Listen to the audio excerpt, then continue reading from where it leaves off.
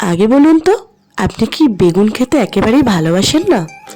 তাহলে বানিয়ে ফেলুন এই রেসিপিটা। কথা দিচ্ছি আপনিও কিন্তু বেগুনের ফ্যান হয়ে যাবেন। তাহলে চলুন বানিয়ে ফেলি এই নিরামিষি স্পেশাল মশলা দিয়ে একটা রেসিপি, যেটা একঘেয়ে বেগুনের রেসিপি থেকে একটু অন্যরকম। তাহলে বানিয়ে ফেলা যাক। আমি দুটো বেগুন দিয়ে এই রেসিপিটা করছি। আপনারা চাইলে একটা বেগুনেও করতে পারেন বা দুটোর বেশি বেগুনেও করতে পারেন, কিন্তু আমার দেখানো যে মশলাগুলো সেটা কিন্তু বেগুন অনুযায়ী আপনারা বাড়াবেন কমাবেন। চলুন তাহলে এইভাবে বেগুনগুলো কেটে নিই। প্রথমে আমি বেগুনগুলোকে ভালো করে ধুয়ে নিয়েছি, তাই কাটার পর আর ধোয়ার প্রয়োজন পড়বে না। ভালো করে ধুয়ে নেওয়ার পর আমি তাকে মাঝখান থেকে এইভাবে কেটে নিয়ে পিস পিস করে কেটে নিচ্ছি। আপনারা চাইলে কিন্তু গোল গোলও কাটতে পারেন, সেটা আপনাদের ব্যাপার, কিন্তু একটু দেখবেন যাতে বেগুনের যে সাইজটা সেটা যেন একটু বড় বড় পিসের কাটা হয়। আমি আগেই বললাম বেগুন আমি ধুয়ে নিয়েছি, তাই কাটার পর আর ধোবো না। আপনারাও চেষ্টা করবেন বেগুনটা কাটার আগেই ধুয়ে নেওয়ার, তাহলে বেগুনে কোনো এক্সট্রা জল ঢুকে যাবে না।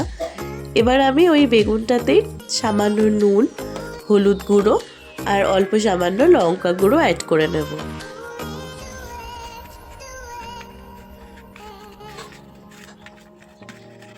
এবার সব কিছু একসাথে মাখিয়ে নেব, হলুদ নুন আর লঙ্কার সাথে বেগুনগুলো।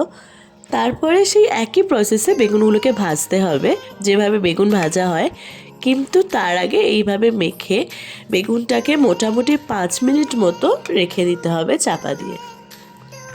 আপনি চাইলে এখানে একটু চিনিও অ্যাড করে নিতে পারেন, তাহলে কিন্তু বেগুনটা ভাজার সময় তেলটা অনেকটাই কম লাগে। আমি এখানে আর দিইনি, আপনারা চাইলে অ্যাড করতেই পারেন। 5-6 মিনিট মতো হয়ে গেছে আমি বেগুনগুলো মেখে রেখেছিলাম।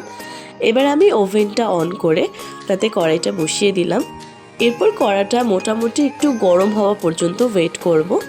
কড়াটা গরম হয়ে গেলেই তাতে আমি সামান্য তেল দিয়ে দেবো। যতগুলো বেগুন ভাজার জন্য তেল প্রয়োজন ততটা মতোই তেল দেব, খুব একটা বেশি তেল আমি এখানে ইউজ করব না। খুব অল্প তেলের মধ্যেই রান্নাটা করার চেষ্টা করব। সব বেগুন আমি একসাথে ভাজবো না, তাহলে কিন্তু বেগুনগুলো একটু নাড়াঘাটা হয়ে যেতে পারে, যেহেতু বেগুন নরম হয়। তাই আমি এখানে দু পাটে বেগুনগুলোকে ভেজে নেব। এবার বেগুনগুলোকে ভালো করে একটু লালচে করেই ভেজে নেব।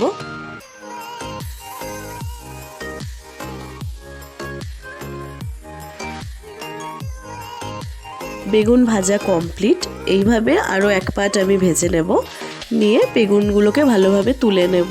তেলটা একটুখানি ছেঁকে ছেঁকে তুলবো, তাহলে তেলটা একটু কম উঠবে।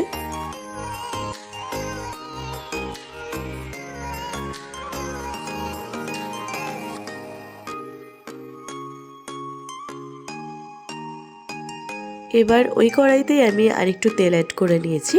তেলটা একটু গরম হয়ে গেলে তাতে আমি দিয়ে দেব দুটো শুকনো লঙ্কা, আর তার সাথে দেব সামান্য একটু কালো জিরে।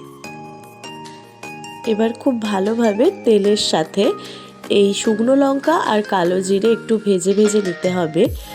একটু যেই ভাজা গন্ধটা আসবে তারপরেই আমি সেখানে অ্যাড করে দেব আদা কোড়া। এখানে আদা বাটা ইউজ করা যাবে, সেটা 1 চামচ মতো আমি এখানে দিয়ে দেব। দিয়ে ভালো করে তেলের সাথে ভেজে নেব।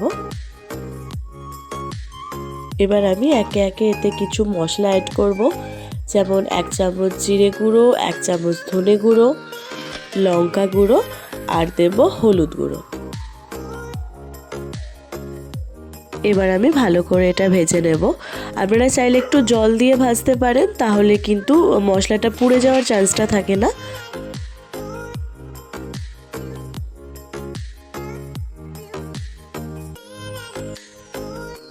এবার আমি এখানে সেই স্পেশাল মশলাটা দিয়ে দেব, যেটা হলো 1 চামচ রাঁধুনি।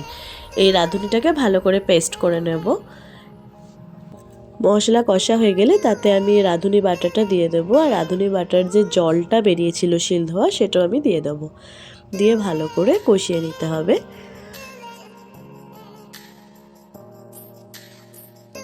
প্রয়োজন হলে অল্প অল্প জল দিয়ে আর একটু কষিয়ে নেবেন।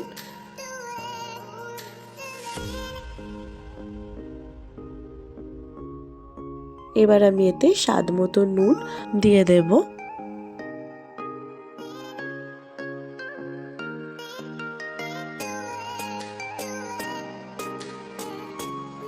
সরি, আমি ক্যামেরাটা অন করতেই ভুলে গিয়েছিলাম, তাই একটা ছোট্ট ক্লিপ এখানে মিস হয়ে গেছে। আমি এখানে সামান্য মানে 1 কাপ থেকে 1.5 কাপ মতো দুধ অ্যাড করেছি। এখানে আমি গরুর দুধ অ্যাড করেছি। আপনারা চাইলে এখানে আমুল দুধ অথবা যে কোনো লিকুইড দুধ, সবথেকে ভালো হয় যদি আপনি নারকেল দুধ অ্যাড করতে পারেন, কিন্তু নারকেল দুধ আমার কাছে অ্যাভেলেবেল ছিল না, তাই আমি এখানে গরুর দুধই অ্যাড করে নিয়েছি। এবার এতে আমি দেবো অল্প সামান্য চিনি। খুব বেশি চিনি এখানে কিন্তু ইউজ করা যাবে না, তাহলে কিন্তু আইটেমটা খুব মিষ্টি হয়ে যাবে। এটায় চিনি আর নুন দুটো ব্যালেন্স করেই করতে হবে, যাতে একটু মিষ্টি মিষ্টি খেতে লাগে। সেই কারণে অল্প সামান্য চিনি দিলেই এখানে হবে। দিয়ে খুব ভালো করে নাড়িয়ে আমি বেশ খানিকক্ষণ এটাকে ফোটার জন্য রেখে দেব। জলটা এবার ভালো মতোই ফুটতে শুরু করেছে। এবার আমি এতে একে একে বেগুনগুলো অ্যাড করে দেব। বেগুনগুলো খুব আস্তে আস্তে ছাড়তে হবে যাতে ভেঙে না যায়।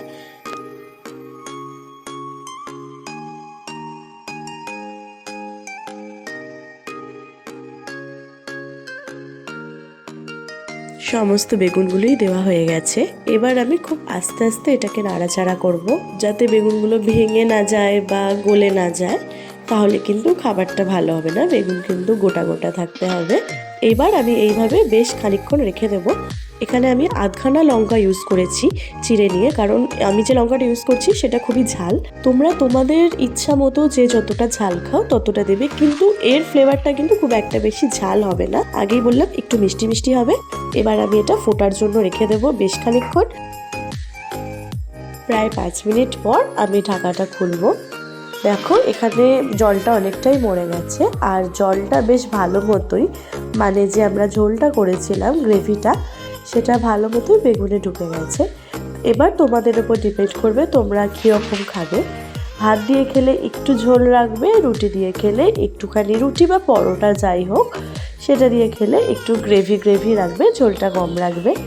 আমি এরকম ঝোল অবস্থাতেই নামিয়ে নেব। দেখো আমার রান্না টোটালি রেডি।